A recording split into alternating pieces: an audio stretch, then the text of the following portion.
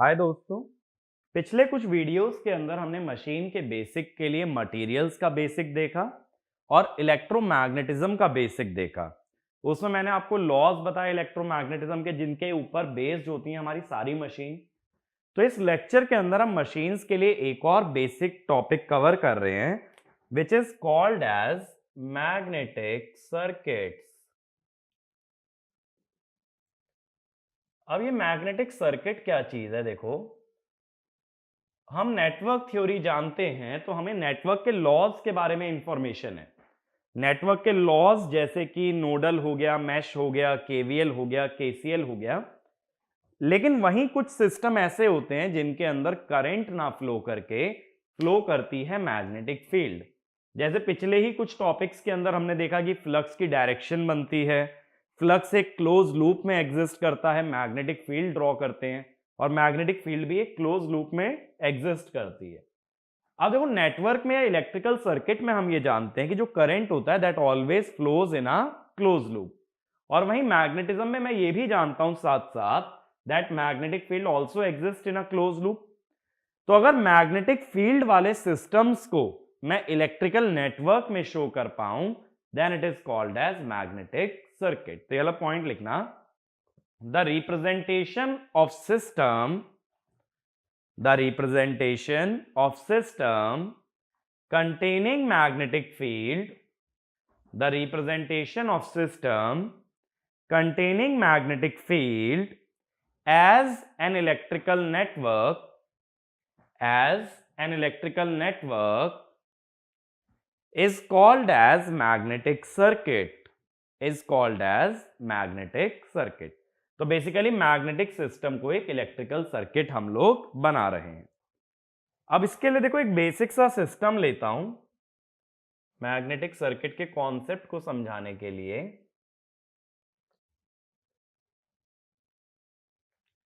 एक हम बेसिक सा सिस्टम ले रहे हैं।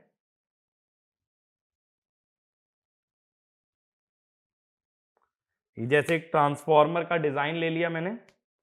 अब इस पे मैं एक कॉइल ले लेता हूं।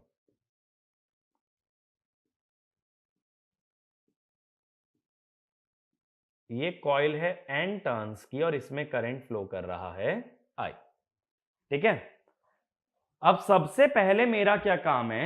सबसे पहले मेरा काम है यहां पे फ्लक्स डिराइव करना।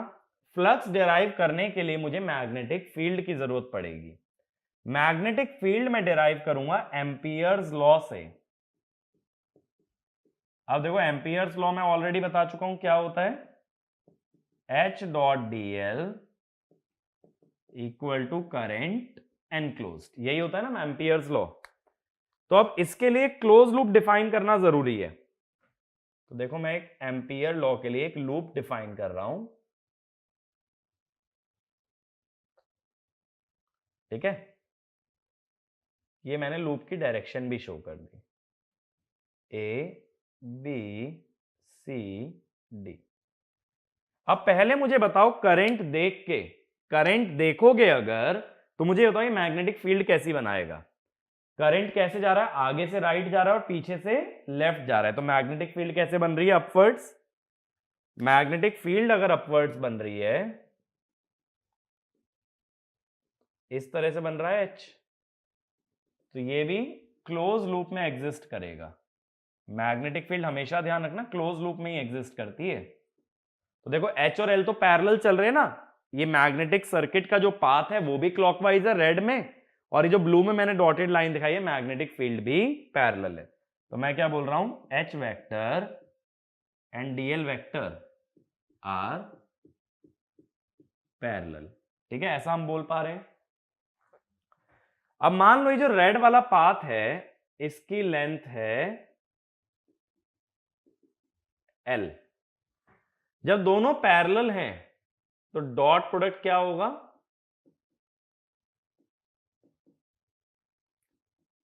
पैरेलल में एंगल 0 होता है ना।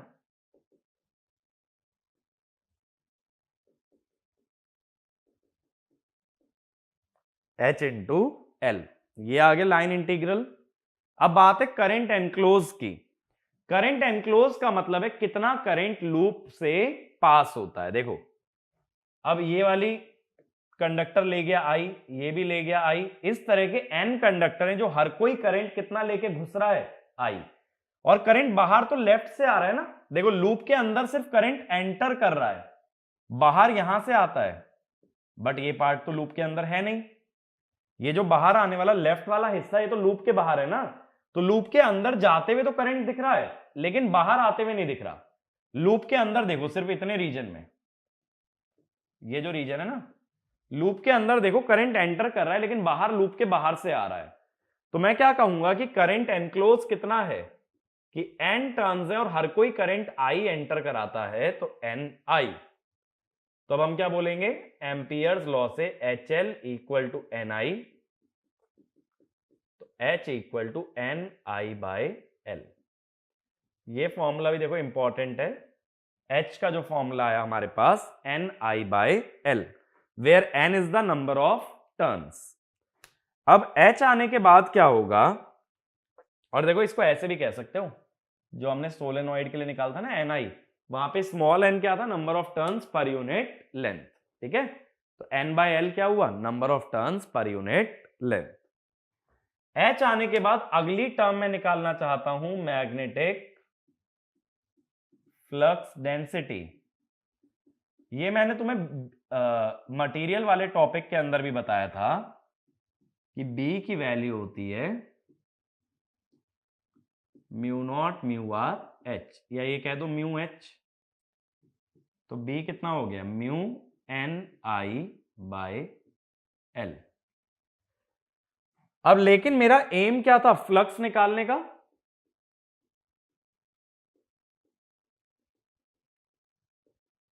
मैग्नेटिक फ्लक्स मुझे निकालना था। फ्लक्स कैसे निकलता है, surface integral B dot ds। अब यहां ये जो ds वेक्टर होता है ना, इसको कहते हैं एरिया वेक्टर। ये बात थोड़ी समझने की कोशिश करना, एरिया वेक्टर, ये एरिया वेक्टर जो होता है ना, ये हमेशा होता है परपेंडिकुलर टू एरिया।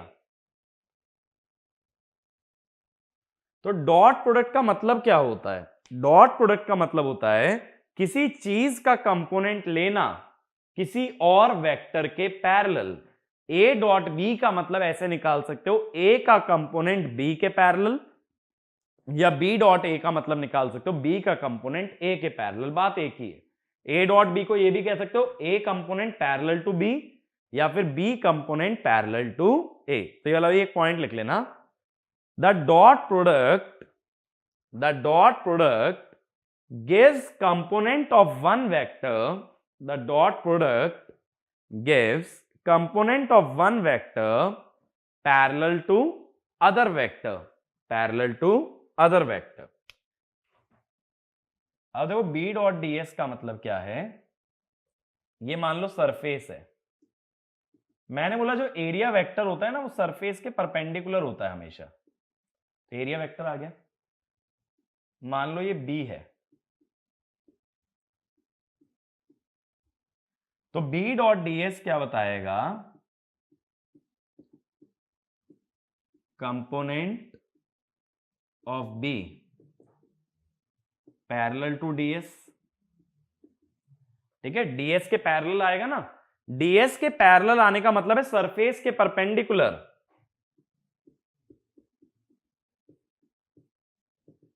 इसीलिए जब भी फ्लक्स निकालते हैं तो फ्लक्स डेंसिटी का वो कंपोनेंट लेते हैं जो सरफेस के परपेंडिकुलर हो। तो ये वाला भी पॉइंट लिखना, while computing flux we consider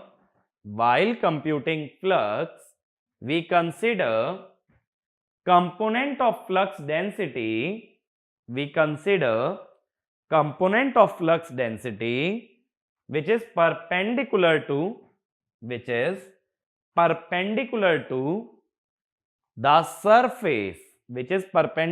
to the surface, ठीक है भाई, आगे चलें। अब इसका मतलब है देखो H और B तो पैरेलल ही होते हैं ना हमेशा, क्योंकि B vector is parallel to H vector, उसके बीच का प्रोपोर्शनैलिटी होता है म्यू, तो H और B पैरेलल होते हैं। मैंने बोला बी का कंपोनेंट एरिया के परपेंडिकुलर, या ये कह दो एरिया का कंपोनेंट बी के परपेंडिकुलर। अब देखो ये जो एच आ रहा है ना, वो कुछ इस टाइप से आ रहा है, मेरी बात को समझना। एच और बी सेम डायरेक्शन में होते हैं, तो ये किसकी डायरेक्शन है? बी। तो हमें एरिया वो लेना है जो बी के परपेंडिकुलर हो, या B should be perpendicular to area, बात तो एक ही है। तो एरिया ऐसे लोगे ना, और यहां पे ऐसे लोगे, यहां पे ऐसे एरिया, और यहां पे ऐसे। इसको एक और तरीके से समझो,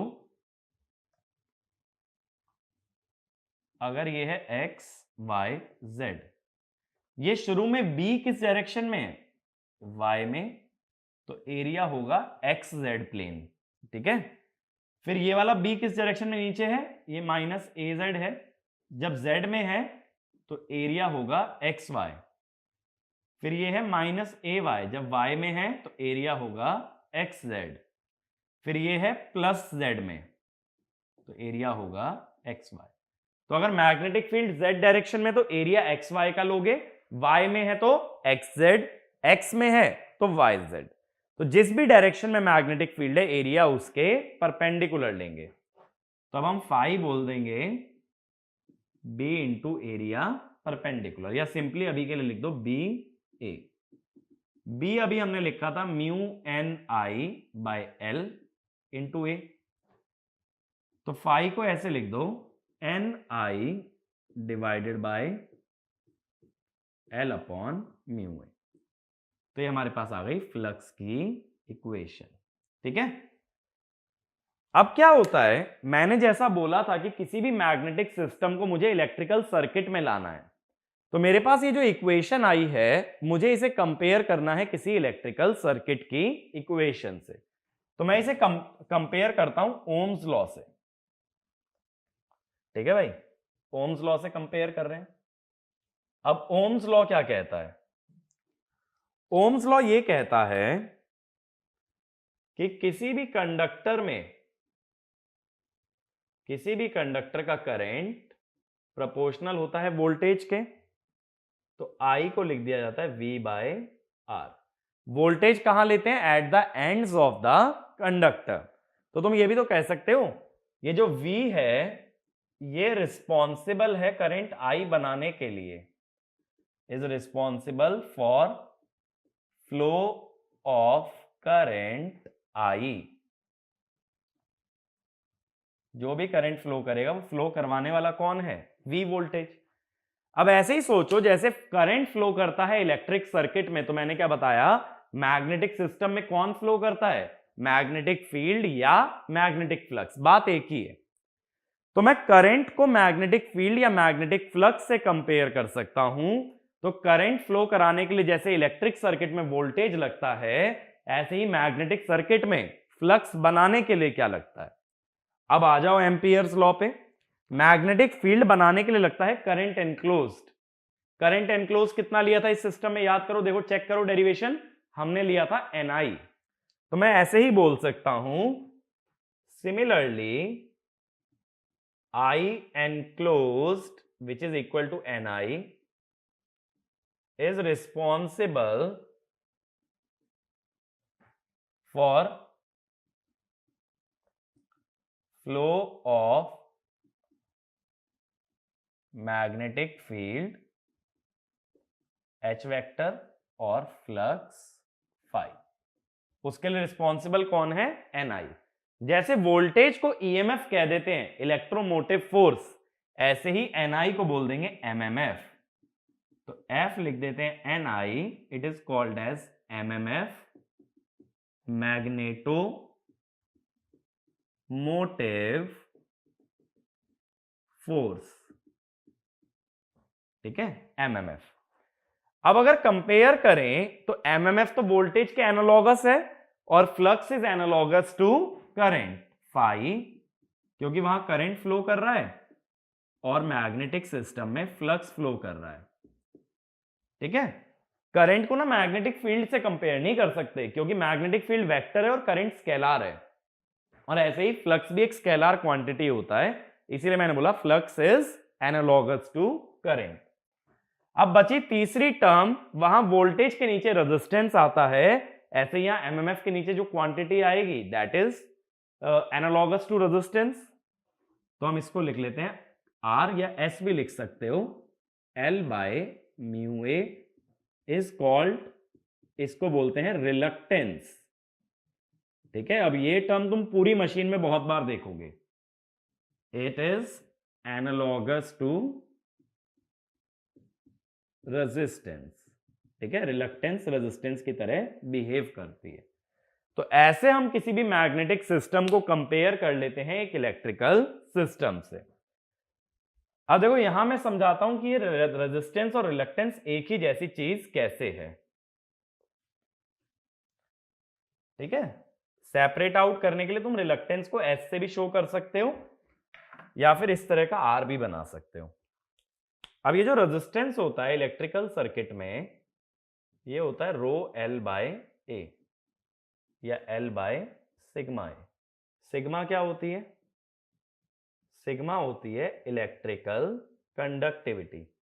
कंडक्टिविटी क्या बताती है भाई?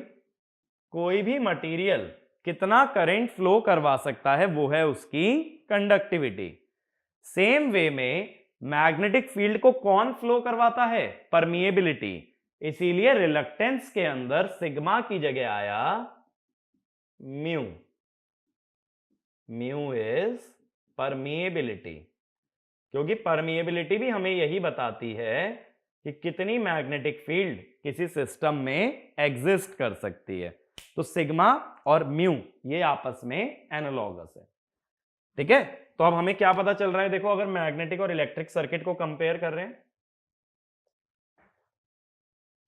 मैग्नेटिक और इलेक्ट्रिक, मैग्नेटिक में आया एमएमएफ, एनआई, इधर आई वोल्टेज, इसकी यूनिट होती है एम्पियर टर्न। इधर आया फ्लक्स वेबर में, यहां आया करंट एम्पियर में, और ये वोल्ट्स। ठीक है, इधर आई रिलक्टेंस एल बाय म्यू ए, इसकी यूनिट क्या हो जाएगी? म्यू की होती है हेनरी पर मीटर, म्यू होता है ना henry per metre, into area by length, into area by length हो जाएगा हेनरी। और इधर आता है रेजिस्टेंस ओम। रिलक्टेंस को ना एक्चुअल में ऐसे लिखते हैं एम्पियर टर्न्स पर वेबर। ठीक है, तो ये हमें कंपैरिजन मिला इलेक्ट्रिक और मैग्नेटिक सिस्टम के अंदर। ये बात क्लियर हुई? अब इससे होगा क्या कि कोई भी मैग्नेटिक सिस्टम है उसको कैसे शो कर सकते हो? एक इलेक्ट्रिक सिस्टम की तरह। तो ये वाला सारा नोट कर लेना, इसको मैं रब कर रहा हूं। अब देखो इसका इलेक्ट्रिकल इक्विवेलेंट क्या बनेगा, ये जो सिस्टम मैंने तुम्हें दिया था।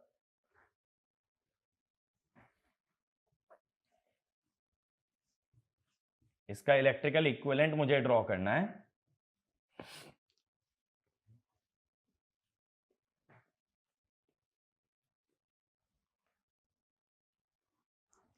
तो क्या है कि ये जो एमएमएफ है ये एक वोल्टेज सोर्स की तरह बिहेव करेगा,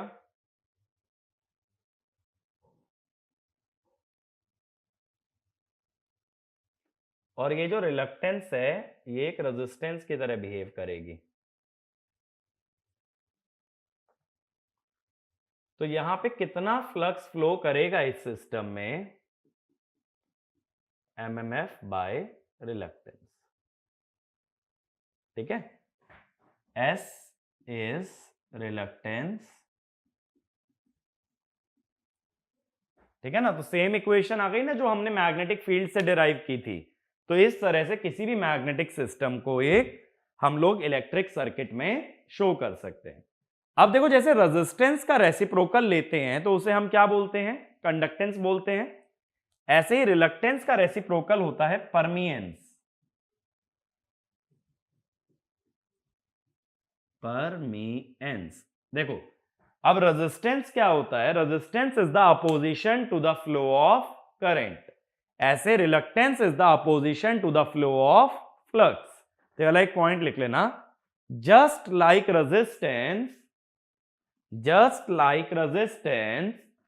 opposes the flow of current, just like resistance opposes the flow of current, reluctance opposes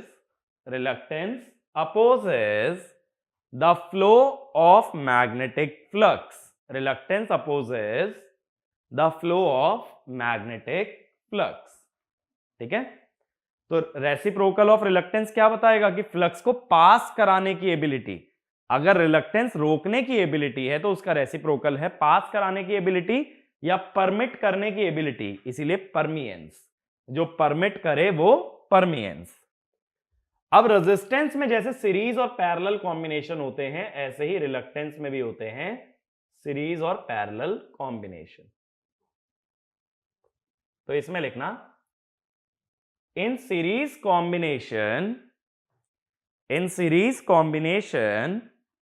in a magnetic circuit,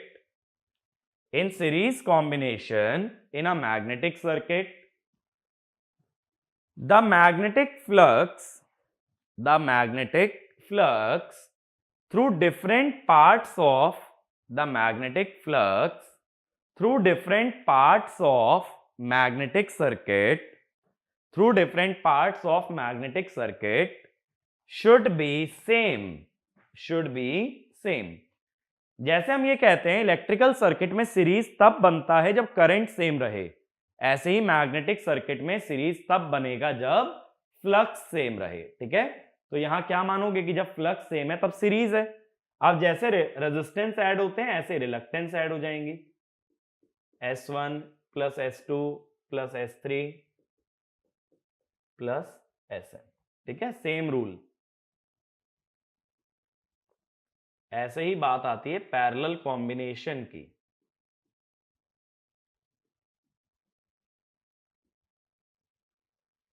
अब इसमें लिखना in magnetic circuit if flux gets divided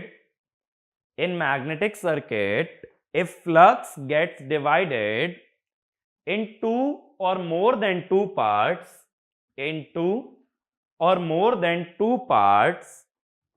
then it is treated as parallel combination।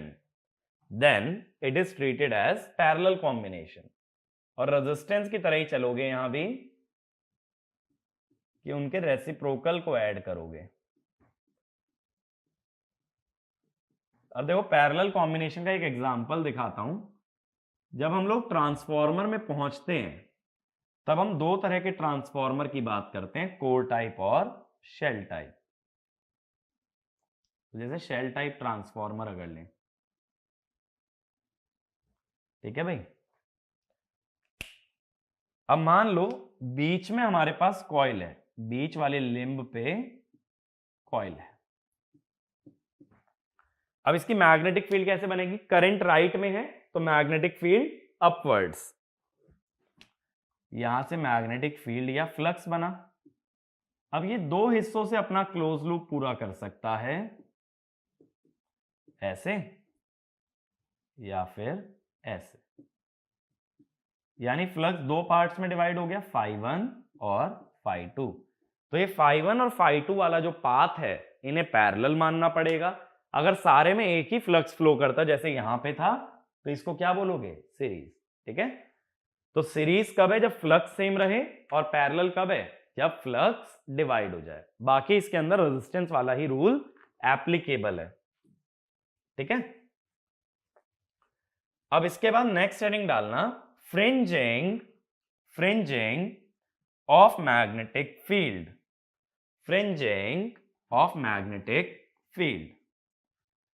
अब ये fringing क्या होती है? देखो, magnetic field जो होती है ना वो हमेशा किसी भी सरफेस के परपेंडिकुलर होती है, लेकिन अब सरफेस इनफाइनाइट तो है नहीं, सरफेस के क्या हैं? एजेस हैं, और एजेस की वजह से मैग्नेटिक फील्ड का जो पैटर्न है वो बदल जाता है, उसे कहते हैं फ्रिंजिंग। तो इसमें लिखना the spreading of electric field lines,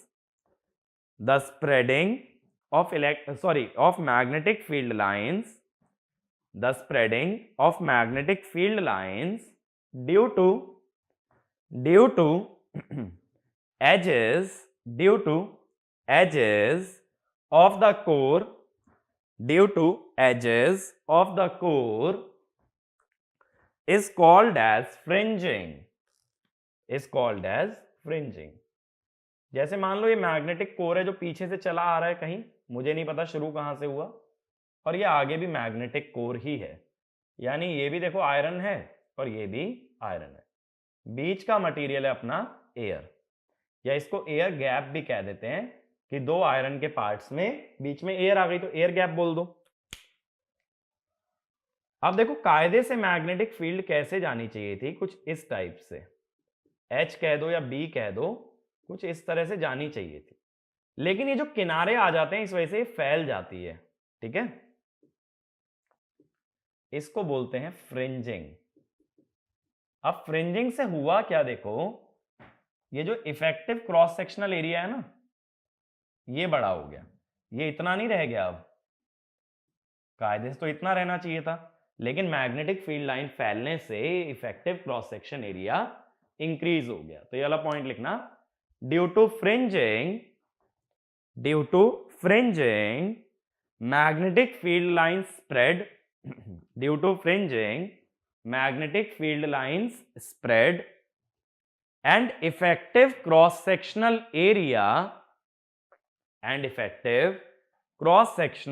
area increases, effective cross sectional area increases, ठीक है, इतनी बात क्लियर है। तो जहां कहीं वो बोले फ्रिंजिंग को इग्नोर करना है, उसका मतलब है क्रॉस सेक्शनल एरिया सेम रहेगा जब मैग्नेटिक फील्ड एयर में जाती है, यानी जो इस कोर का एरिया है वही किसका लोगे, एयर का एरिया।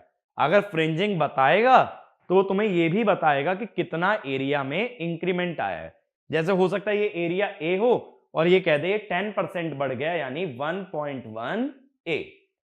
तो फ्रिंजिंग की वजह से क्या होगा, जो फेरोमैग्नेटिक मटेरियल का एरिया है उससे ज्यादा एरिया होगा एयर का।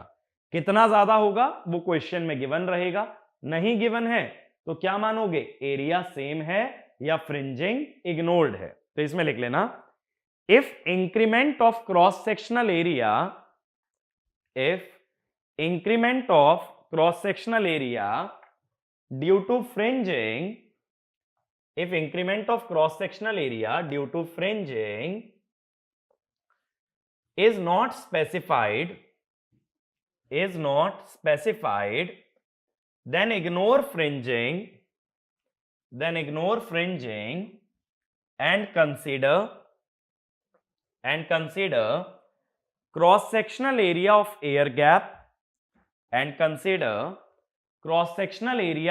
air gap, same as magnetic core, cross sectional area of air gap same as magnetic core. इसको इंपॉर्टेंट मार्क कर लेना, ये क्वेश्चन पॉइंट ऑफ व्यू से रेलिवेंट है। अब अगला हेडिंग डालना, leakage flux, leakage flux.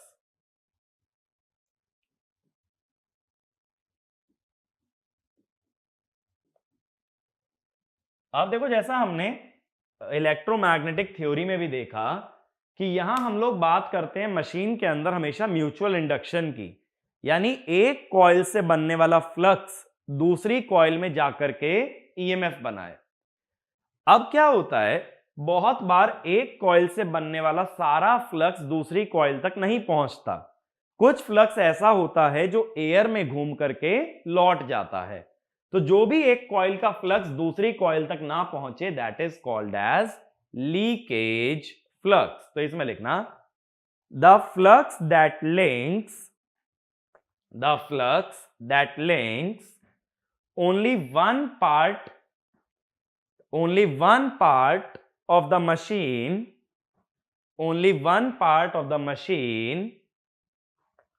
and complete its closed loop without reaching the other part is called as leakage flux, ठीक है भाई, ये बात क्लियर हुई। अब क्या होता है जब हम ये सर्किट पढ़ रहे हैं ना, मैग्नेटिक सर्किट, तो हम लोग लीकेज फ्लक्स को इग्नोर कर रहे हैं। यानी हम क्या मान रहे हैं कि सारा का सारा फ्लक्स आयरन वाले हिस्से में ही रहेगा, कुछ भी एयर से पास नहीं होगा। तो ये वाला भी एक पॉइंट लिखना, while analyzing magnetic circuits, while analyzing magnetic circuit, we assume, while analyzing magnetic circuit, we assume the entire flux, we assume the entire flux stays within the core, stays within the core and does not complete closed loop through air, does not complete closed loop through air। अब जैसे मान लो ये current I है, अब ये कैसे flux बनाएगा? Current अगर राइट में जा रहा है तो इससे बनने वाली मैग्नेटिक फील्ड जो होगी वो होगी अपवर्ड्स।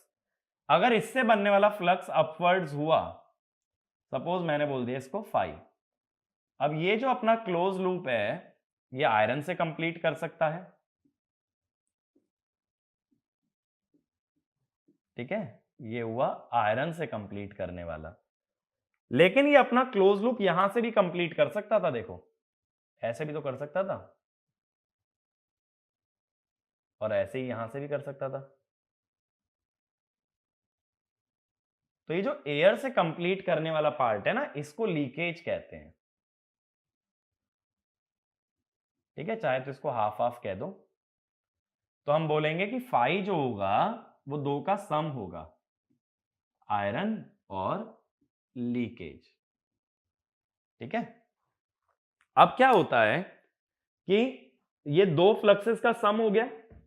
अब जैसे इलेक्ट्रिकल सर्किट में कहते हो current takes the path of minimum resistance, ऐसे ही तुम बोलोगे मैग्नेटिक सर्किट में flux takes the path of minimum reluctance. तो ये वाला भी एक पॉइंट लिखना, just like current tries to take the path, just like current tries to take the path of minimum resistance,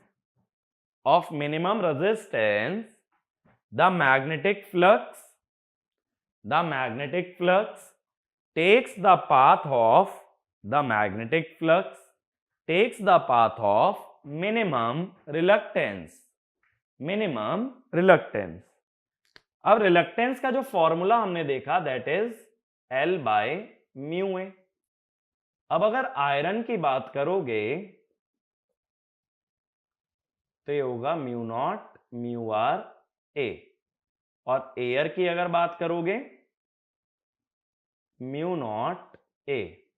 अब मैंने पहले भी बताया था ये जो आयरन होता है इसकी रिलेटिव परमिएबिलिटी 2500 से 4000 तक होती है, और म्यू आर से जब डिवाइड कर रहे हो तो रिलक्टेंस आयरन की कम होगी एयर से, ठीक है। तो ये नोट करना है एक बार, आयरन और एयर का कंपैरिजन, और इसको नोट करने के बाद लिखना since reluctance of iron path is less than air gap the majority of the flux is restricted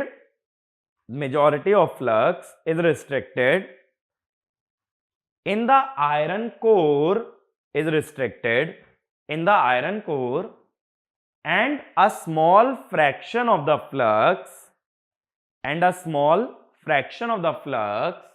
leaks through the air। इसीलिए हम लीकेज कोएफिशिएंट डिफाइन करते हैं, ये होता है टोटल फ्लक्स यानी φ1 अपॉन यूजफुल फ्लक्स। अगर यूजफुल फ्लक्स आयरन वाला है तो ये हो जाएगा φ1 अपॉन φ आयरन। टोटल यूजफुल से तो ज्यादा ही होगा क्योंकि टोटल में लीकेज भी इंक्लूडेड है, तो इट इज ग्रेटर देन 1। ये बात समझ आई? तो लीकेज को अक्सर हम क्वेश्चंस के अंदर इग्नोर करेंगे। इसका मतलब है जो भी रिजल्ट हम डिराइव कर रहे हैं वो प्रैक्टिकल रिजल्ट नहीं है या वो एग्जैक्ट रिजल्ट नहीं है, उसमें कहीं ना कहीं एरर है अगर लीकेज को इग्नोर करते हो। ठीक है, लीकेज फ्लक्स के बारे में जो ज्यादा बातें होंगी ना अपनी, वो मशीन, पर्टिकुलर मशीन के अंदर हम बात करेंगे। अभी के लिए लीकेज फ्लक्स वो समझो जो मशीन के एक पार्ट से दूसरे पार्ट तक ना पहुंचे। अभी ज्यादा डिटेल में इसलिए नहीं जा रहा ना, एक बार मशीन की कंस्ट्रक्शन जब पढ़ लोगे, चाहे फिर वो डीसी हो, चाहे सिंक्रोनस, चाहे इंडक्शन, तो लीकेज का मतलब ज्यादा अच्छे से समझ पाओगे। ठीक है, तो देखो इस टॉपिक के अंदर थ्योरी इतनी होती है, बट इसको समझने के लिए या इसको विजुअलाइज करने के लिए ना क्वेश्चन बहुत जरूरी है। ये टॉपिक बिना क्वेश्चन के नहीं कवर कर पाओगे, तो इस पे क्वेश्चन लिखना। A ferromagnetic core is shown. A ferromagnetic core is shown. 3 sides are of uniform width. 3 sides are of uniform width. And fourth one is thinner. And fourth one is thinner. ठीक है, 3 की width बराबर है और चौथी की width कम है। The depth of the core, the depth of the core is 10 centimeter. The depth of the core is 10 centimeter. A 200 ton coil, a 200 ton coil is wrapped around the core. A 200 ton coil is wrapped around the core as shown in the figure. As shown in the figure. Assume mu r equal to 2500. Assume mu r equal to 2500. How much flux is produced? How much flux is produced by 1 ampere? By 1 ampere input current. By 1 ampere input current. ठीक है, अब इस question को पहले एक बार note कर लो, पूरा diagram बना लो, फिर एक एक करके पॉइंट समझाता हूं जो जो चीजें हमेशा याद रहनी चाहिए इस टाइप के क्वेश्चन में। ठीक है, स्टेप बाय स्टेप देखेंगे क्या प्रोसेस होता है।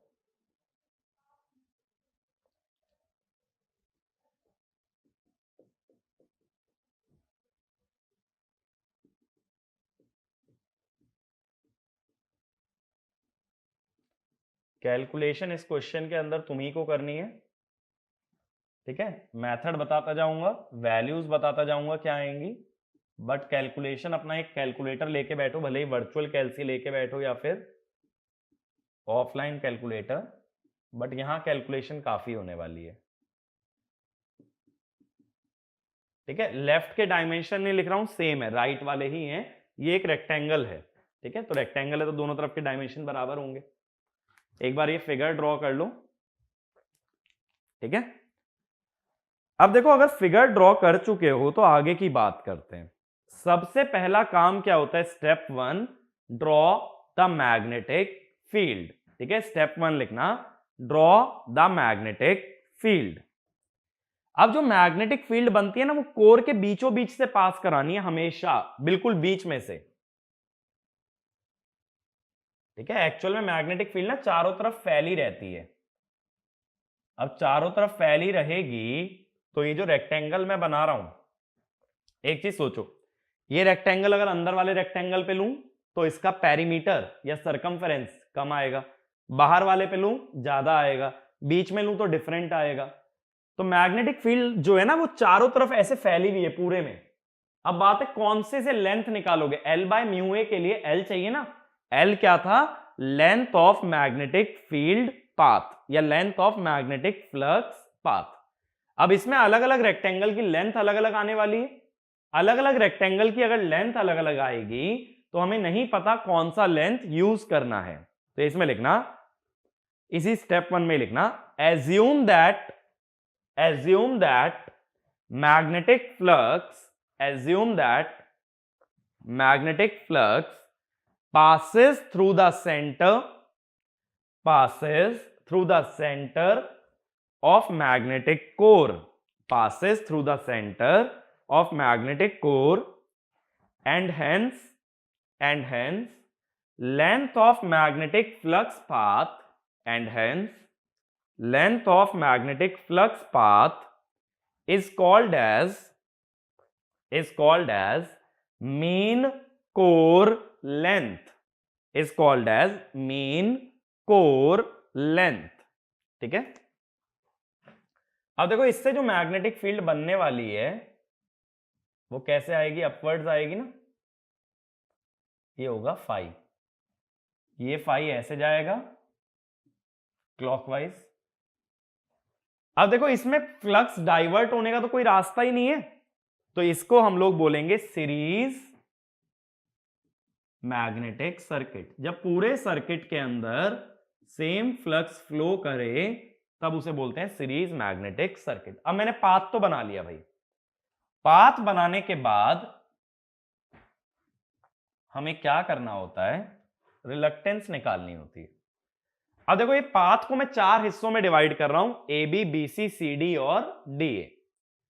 पहले ए बी की बात कर लेते हैं।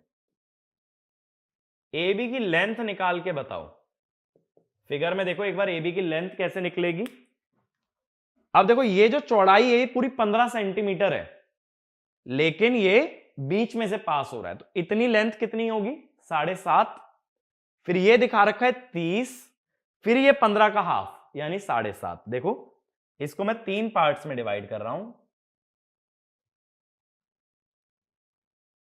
ये जो है 15 का आधा है 7.5, ये वाला तो मैंने दिखाया ये 30, और ये भी 15 का आधा है 7.5, ठीक है।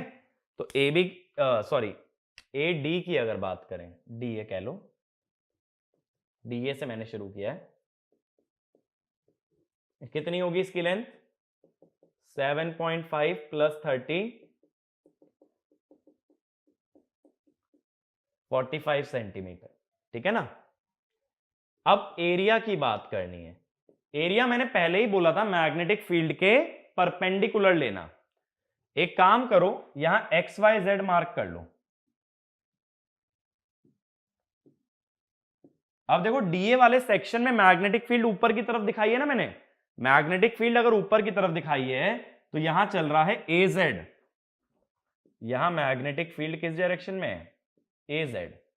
तो एरिया कौन सा लेना है भाई, इसके परपेंडिकुलर यानी एक्स वाई। एक्स वाई माने बाहर की तरफ और राइट में। अब राइट में देखो 15 सेंटीमीटर और बाहर की तरफ यानी गहराई 10 सेंटीमीटर। बात समझ आई। मैग्नेटिक फील्ड जब जेड में है, मैं डायमेंशन भी लिख दे रहा हूं, ये 15 सेंटीमीटर है वाई में, और गहराई ये वाली है लेंथ 10 सेंटीमीटर। तो हमें एरिया लेना है एक्स वाई। तो एक्स यानी कि डेप्थ है 10 और वाई यानी हॉरिजॉन्टल है 15। तो एरिया कितना आ गया, 150 सेंटीमीटर स्क्वायर। अभी इतना क्लियर हुआ। अब अगले पे चलते हैं, A B. Length of A B की बात कर लो। ए बी की लेंथ है, अब देखो यहां से आधी लोगे, 15 की आधी 7.5 30, फिर 10 की आधी 5, ये तो 5 है ना। तो ए बी की लेंथ कितनी होगी, 7.5, 15 का हाफ प्लस 30 प्लस 5, 42.5, ठीक है। अब एरिया, अब देखो ए बी में मैग्नेटिक फील्ड सीधे हाथ पे जा रही है, मैग्नेटिक फील्ड सीधे हाथ पे जा रही है माने सीधे हाथ पे जाने का मतलब है वाई में। तो एरिया कौन सा होगा, एक्स जेड। जेड माने वर्टिकल, वर्टिकल कितना है इस ब्रांच का, 15, और एक्स तो फिक्स है 10, तो यानी एरिया कितना हुआ, 15 इंटू 10 150। एक्स यानी डेप्थ फिक्स है 10 और उसकी हाइट है 15। एक्स और जेड का एरिया लेना है। अब इसके बाद ए बी के बाद B C, length B C देखो ये होगा 15 का आधा 7.5, ये 30 और फिर ये 7.5, तो 7.5 प्लस 30 प्लस 7.5 यानी 45। एरिया की बात कर लो, यहां मैग्नेटिक फील्ड नीचे की तरफ आ रही है, नीचे का मतलब है -z। जब मैग्नेटिक फील्ड z में है तो एरिया एक्स वाई का होगा। x का तो फिक्स है 10, y देखना है, y माने हॉरिजॉन्टल, हॉरिजॉन्टल भी कितना है 10। अगर डेप्थ और हॉरिजॉन्टल दोनों 10-10 हैं तो प्रोडक्ट हुआ 100। ठीक है, इसके बाद CD, ये मेरी बात समझ आई? 100 कैसे निकाला? हमें जब मैग्नेटिक फील्ड z में है तो एरिया लेना है एक्स वाई का, x तो फिक्स है 10, y हॉरिजॉन्टल भी इस ब्रांच का है 10, तो 10 10 100। CD, अब CD की लेंथ कितनी होगी देखो, यहां 10 का आधा 5, ये फिर 30 और फिर ये 15 का आधा, तो 5 प्लस 30 प्लस 7.5।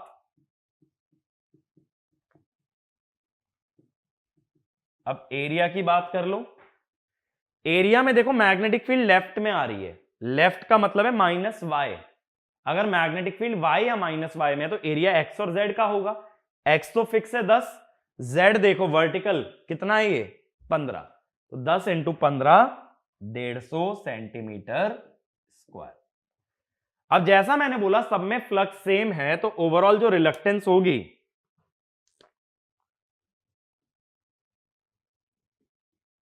S में लिख लो या R में लिख लो, यही होगी ना, LAB mu AAB, LBC mu ABC, LCD mu ACD, LDA by mu ADA। अब देखो इनमें से अगर कोई भी टर्म्स ऐसी हैं जिसमें एरिया सेम है, म्यू तो सेम ही रहेगा, आयरन का म्यू लेंगे। अगर एरिया भी सेम हो जाए तो लेंथ सीधे ऐड हो सकती है। म्यू सेम है, एरिया भी सेम हो गया तो डिनोमिनेटर सेम हो गया, डिनोमिनेटर सेम होने से सीधा न्यूमरेटर ऐड हो जाएगा। अब देखो एरिया किस किस का सेम है, डीए का है, AB का है, CD का है, बस ये BC का अलग है। तो AB, ठीक है, CD और DA ये तीन का एरिया सेम है 150 है, तो ये तीनों की लेंथ डायरेक्टली ऐड कर सकते हो। 3 बार कैलकुलेशन ही क्यों करनी है, ठीक है। अब देखो इसको मैं नीचे में लिख देता हूं, यहां पे ये जो आएगी ना रिलक्टेंस, इसको ऐसे लिख लेंगे, जिनका एरिया सेम है उनका डिनोमिनेटर सेम हो जाएगा।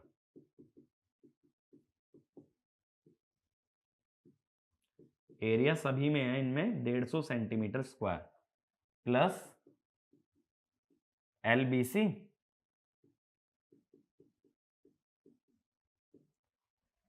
अब देखो ABCD और DA का सम, AB है DA है 45, फिर 42.5 और CD 42.5, 45 42.5 42.5 42.5 42.5 यानी 42.5 42.5 कितना हुआ 85 प्लस 45 यानी 130, तो 1.3 मीटर। म्यू आर 2500 बताया ना, लेकिन म्यू होता है mu not into mu r, तो म्यू नॉट भी मल्टीप्लाई कर देना, कहीं म्यू नॉट भूल जाओ। सेंटीमीटर स्क्वायर माने 10 की पावर -4। अब BC की लेंथ देखो, BC ये रहा 45 यानी 0.45 मीटर। नीचे म्यू लिखोगे mu r into mu not और 100 सेंटीमीटर स्क्वायर हुआ 100 इंटू 10 की पावर -4। तो ये जो रिलक्टेंस आएगी ओवरऑल ये तुम्हारी आएगी 41,900 एम्पियर टर्न पर वेबर। ठीक है, ये रिलक्टेंस आ गई। ये क्लियर हुआ रिलक्टेंस कैसे लेनी है। और इतना सब लंबा इसलिए गया क्योंकि सभी ब्रांच की थिकनेस जो थी ना वो बराबर नहीं थी। अगर सभी की विड्थ बराबर होती तो एरिया तो कांस्टेंट रहता, इतना सब नहीं करना पड़ता। अभी हमें एरिया अलग अलग सबका निकालना पड़ा। इतना आ जाने के बाद मुझे अब रिलक्टेंस मिल गई। इसने फ्लक्स पूछा है और करंट दिया है। अब ये सीरीज मैग्नेटिक सर्किट है, तो इसका सर्किट कैसे बनाओगे? देखो, एक तो एमएमएफ का सोर्स दिखा दोगे, Ni 200 टर्न्स है ना, तो 200 I, और ये ओवरऑल रिलक्टेंस दिखा दोगे S। उसने निकलवाया क्या है? फ्लक्स। तो phi is total MMF by reluctance, 200 by 41 900। एक बार चेक करो वैल्यू डाल के, मैं डायरेक्टली बता रहा हूं कितना आ रहा है। ये आएगा 4.8 मिली weber.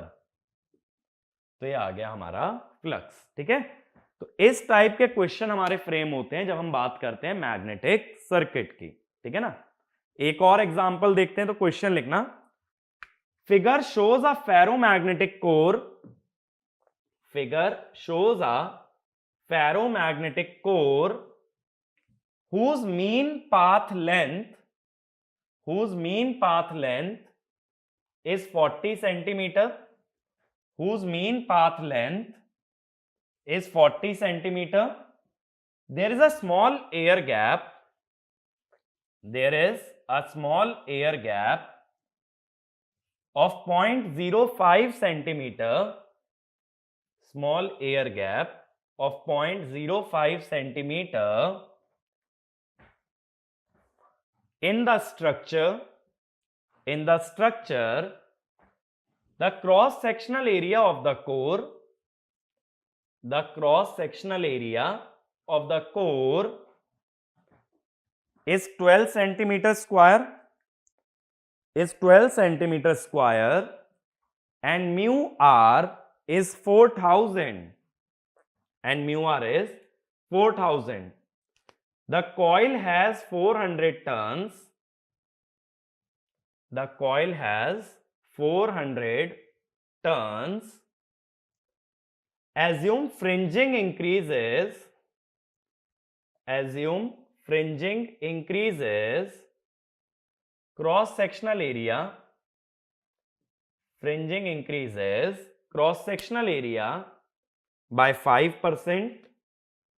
By 5%. Determine reluctance of the flux path. Determine reluctance of the flux path. Second part, current required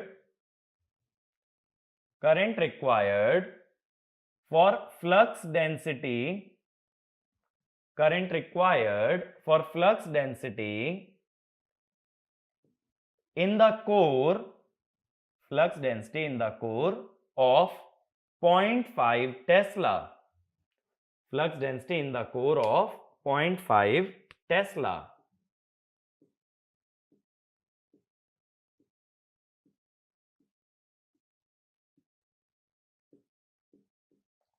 ठीक है, ये हमें दे रखा है, एरिया दे रखा है, एयर गैप दे रखा है, और फ्लक्स डेंसिटी हमें दे रखी है। एक काम करना, flux density in the core की जगह ना इन द एयर गैप कर लेना। Flux density in the air gap of 0.5 Tesla. Flux density in the air gap of 0.5 Tesla. अब सबसे पहले देखो रिलक्टेंस की बात आ रही है। ठीक है, पहले तो वीडियो पॉज करके ट्राई करना चाहते हो ट्राई कर लो, और अगर अभी समझना चाहते हो तो डायरेक्टली आंसर भी देख सकते हो। अब देखो, ये जो करंट दे रखा है, ये करंट जाएगा कैसे? आगे से राइट, पीछे से लेफ्ट। तो ये इसका जो मैग्नेटिक फील्ड बनेगा वो अपवर्ड्स बनेगा ना। इसका फ्लक्स अगर अपवर्ड्स बनता है तो फ्लक्स ऐसे आ जाएगा। अब सारे स्ट्रक्चर में फ्लक्स सेम है, तो इसमें क्या कहोगे? It is a series magnetic circuit. ठीक है, ये एक सीरीज मैग्नेटिक सर्किट हो गया, क्योंकि यहां फ्लक्स हमारा कांस्टेंट है। अब इसके अंदर देखो, हमें टोटल लेंथ दे रखी है और एयर गैप की लेंथ दे रखी है। एयर गैप और आयरन की परमिएबिलिटी तो अलग अलग होगी, आयरन की ज्यादा होगी, एयर की कम होगी, और एरिया भी हमें बता रखा है। तो मैं यहां दो रिलक्टेंस निकालूंगा। एक तो रिलक्टेंस में निकालूंगा आयरन की, जो होगी LC by mu not mu r AC। तो इसमें लेंथ क्या लोगे, देखो एक्चुअल में लेंथ लेनी चाहिए मुझे 40 centimetre minus 0.05 centimetre by mu not 4 pi into 10 to the power -7 into mu r 4000 बताया ना इस बार, और एरिया कितना होता है कोर का 12 सेंटीमीटर स्क्वायर। ठीक है, ये सेंटीमीटर को मीटर में कन्वर्ट करने के लिए 10 की पावर -2। बट अक्सर क्या कर देते हैं ना, अक्सर ये जो 0.05 सेंटीमीटर है ये 40 सेंटीमीटर के कंपैरिजन में इग्नोर कर देते हैं। तो हम लेंथ क्या मान लेते हैं सीधे सीधे 40 सेंटीमीटर। तो ये जो अप्रोक्सीमेट वैल्यू आएगी, मैं वैल्यू लिख दे रहा हूं, अगर वैल्यूज सॉल्व करके निकालोगे 66314.56। ठीक है, 0.05 को इग्नोर भी कर सकते हो। लेकिन अब एयर गैप की अगर बात करें, इसने बोला फ्रिंजिंग की वजह से एरिया 5% बढ़ गया। तो एरिया 12 सेंटीमीटर स्क्वायर था ना, इसमें 5% का इंक्रीमेंट आया तो ये बन गया 12.6 सेंटीमीटर स्क्वायर। अब एयर गैप की लेंथ कितनी है 0.05 सेंटीमीटर है। एयर गैप की परमिएबिलिटी 4 पाई इंटू 10 की पावर -7 इंटू एरिया, एरिया ये आ गया। ठीक है, एयर गैप का एरिया ज्यादा है ड्यू टू फ्रिंजिंग, तो ये आएगा 3,16,000। अब ये देखो, ये 5 डिजिट में और ये 6 डिजिट में है, तो हमेशा ये ध्यान रखना रिलक्टेंस ऑफ एयर गैप, छोटा सा भी एयर गैप आ जाने से इसकी आयरन से बहुत ज्यादा रिलक्टेंस होती है। ठीक है, अब सीरीज मैग्नेटिक सर्किट है तो टोटल रिलक्टेंस क्या होगी, एयर प्लस आयरन, जिसमें डोमिनेट कौन करेगा, air gap. Air gap dominate करने से ये आएगी टोटल 382 300, अप्रोक्सीमेटली लिख रहा हूं राउंड ऑफ करके, एम्पियर टर्न पर वेबर। ठीक है, एग्जैक्ट निकाल लेना जो भी आ रही है। अगर वैसे निकालोगे 382 314 आ जाएगी ना। चलो तो एक काम करो, एग्जैक्ट निकाल लेते हैं, 382 314.56। ठीक है, तो ये आ गई। अब ये तो हो गया फर्स्ट पार्ट का आंसर, टोटल रिलक्टेंस। अब उसने क्या बोला, मुझे बताओ कि करंट कितना चाहिए ताकि फ्लक्स डेंसिटी एयर में कितनी हो, 0.5 टेस्ला। उसने फ्लक्स नहीं बताया, उसने फ्लक्स डेंसिटी बताई। फ्लक्स डेंसिटी से फ्लक्स कैसे आ सकता है भाई, वो होता है flux density into area. Flux density जब एयर में दी गई है तो एरिया भी किसका लिया जाएगा, एयर का। तो एयर का फ्लक्स जो होगा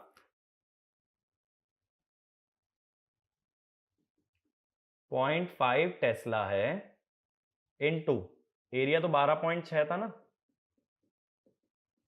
तो ये आ गया एयर का फ्लक्स। अब फ्लक्स तो देखो हमने पूरे में सेम माना हुआ है, फ्लक्स अगर सेम माना हुआ है तो फाई को क्या लिखते हो, MMF by reluctance, N I bye reluctance, S से शो कर रहे हैं। अब नंबर ऑफ टर्न्स कितने दिए गए थे कॉइल के, नंबर ऑफ टर्न्स दिए गए थे 400।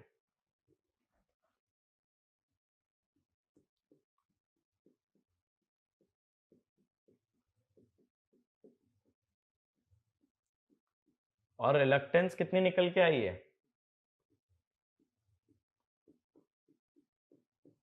ठीक है, ये रिलक्टेंस निकल के आई है। अब ओवरऑल यहां से जो करंट आएगा ना अप्रोक्सीमेटली 0.6 एम्पियर आएगा। देख लेना हल्का बहुत ऊपर नीचे हो सकता है, बट अप्रोक्सीमेटली 0.6। ठीक है, अब देखो यहां से सीखने वाली क्या बात है, जो प्रैक्टिकल कंसेप्ट की अगर मैं बात करूं कि जहां मैंने आयरन के पाथ में एक छोटा सा एयर गैप डाल दिया 0.5 मिलीमीटर का एयर गैप डाल दिया तो उसकी रिलक्टेंस आयरन से ज्यादा हो गई। तो ये ध्यान रखना, even a small air gap has higher reluctance than iron. तो ये वाला पॉइंट लिखना, when a air gap is introduced, when a air gap is introduced in the path of air gap is introduced in the path of magnetic flux, in the path of magnetic flux, then reluctance of air gap dominates the reluctance of iron, dominates the reluctance of iron। अब देखो reluctance बढ़ने से क्या होता है, हम बोलते हैं एमएमएफ होता है फ्लक्स इनटू रिलक्टेंस। अगर कांस्टेंट फ्लक्स की बात करें तो रिलक्टेंस बढ़ने से बढ़ेगा एमएमएफ, एमएमएफ बढ़ने से बढ़ेगा करंट। ये मत सोचना कि करंट फिक्स है, यहां एक वोल्टेज सोर्स लगा रहा हूं तो उससे आने वाला करंट है वेरिएबल। अब ये करंट किस काम में आ रहा है, ये करंट मैग्नेटिक फील्ड बनाने के काम में आ रहा है, इसको बोलते हैं मैग्नेटाइजिंग करंट। तो ये वाला भी पॉइंट लिखना, the current in magnetic circuits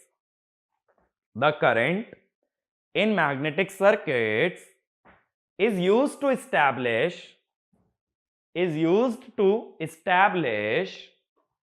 magnetic field, and hence it is called as magnetizing current,